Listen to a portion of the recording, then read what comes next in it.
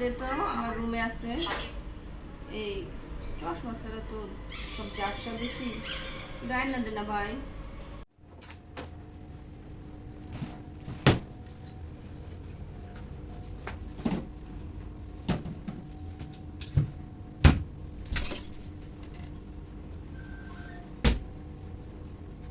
কিরে সোহান, চশমাটা এখনো পাস নাই? আপু সব কয়টা রুম খুঁজেও কোনো চশমা পাইনি। আম্মু চশমা তো তোমার মাথায়। হায় হায়, চশমাটা মাথার উপর সোহান?